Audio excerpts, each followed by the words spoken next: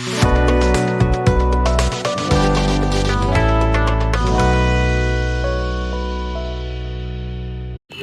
కోట్ల మంది అసంఘటిత రంగంలో ఉన్నటువంటి కార్మికులు, కేవలము 6-7 కోట్ల మంది మాత్రమే సంఘటిత రంగంలో పనిచేస్తున్నారు. అంటే మొత్తము 4 లేదా 5% మాత్రమే కార్మిక వర్గంలో ఉన్నటువంటి సంఘటిత రంగంలో ఉన్న కార్మికులు ఉన్నారు. వాళ్ళకు మాత్రమే ఈ దేశంలో ఉన్నటువంటి 265 రకాల చట్టాలు వర్తిస్తాయి. ప్రధానంగా కేంద్ర ప్రభుత్వ పరిధిలో ఉన్నటువంటి 44 రకాల చట్టాలు ఈ మధ్య కాలంలో దాంట్లో 29 రద్దు చేసి 4 లేబర్ కోర్సులు తీసుకొచ్చారు. అవి మాత్రమే వాళ్ళకి వర్తిస్తాయి. మిగతా 47 కోట్ల మందికి సంబంధించిన అసంఘటిత రంగంలో ఉన్న కార్మికులకు సంబంధించి ఏ రకమైనటువంటి చట్టాలు వర్తించవు, ఏ రకమైనటువంటి హక్కులు లేవు. ఈ 47 కోట్ల మంది వెట్టి సైకిల్ చేసేటువంటి బానిసల్లాగా ఇవాళ ఆ కార్మికులు ఉన్నారనేటువంటి విషయాన్ని ముందుగా మీ దృష్టికి తీసుకొస్తున్నాను. అయితే అనేక ఉద్యమాలు పోరాటాల ఫలితంగా 1948లో కనీస వేతనాల చట్టం వచ్చింది. ఆ కనీస వేతనాల చట్టం కూడా అసంఘటిత రంగ కార్మికులకు వర్తించిన ఒక స్థితి ఉంది. అది సంఘటిత రంగంలో ఉన్న కార్మికులకి వర్తిస్తుంది. ఆ తర్వాత 1947-48 మధ్య కాలంలో ఫ్యాక్టరీస్ చట్టం ఒకటి వచ్చింది.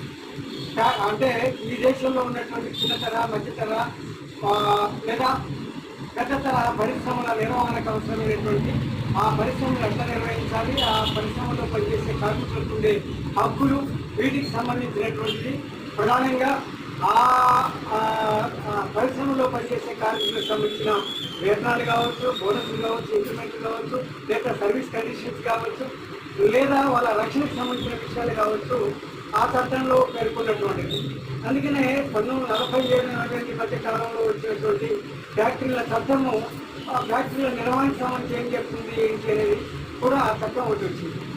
ఆ తర్వాత క్రమంగా భారతదేశంలో కాంట్రాక్టు, క్యాజువల్ వర్కర్స్, అవుట్సోర్సింగ్ కార్మికులు సంఖ్య పెరుగుతూ ఉంది.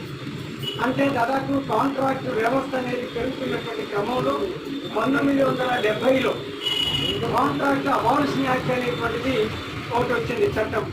అంటే కాలక్రమంలో క్రమంగా కాంట్రాక్ట్ అవుట్సోర్సింగ్ వ్యవస్థని రద్దు చేసి దాని స్థానంలో పర్మనెంట్ కార్మికులను నియామకం చేయాలి.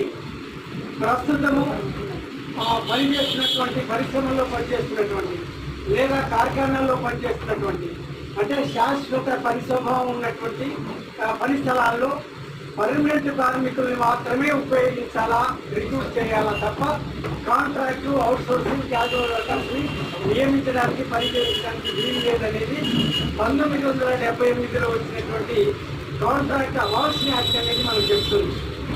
ఇది ఇంతవరకు బాగానే ఉంది. వర్గాలకు కూడా ఒక ఆలోచింపజేసేటువంటి పరిస్థితి ఉంటుంది.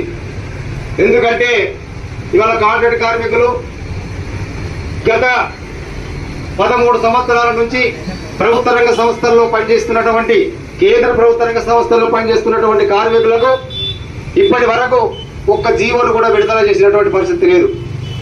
పైగా రేట్లు చూసుకుంటే గల 13 సంవత్సరాల కింద ఉన్నటువంటి రేటు వల్ల డబుల్ అయిపోయింది. ప్రతి వస్తువు పైన, నిత్యావసర సరుకుల పైన చూసుకున్నా, ఇంకా రకరకాల ఏ వస్తువులు చూసుకున్నా కూడా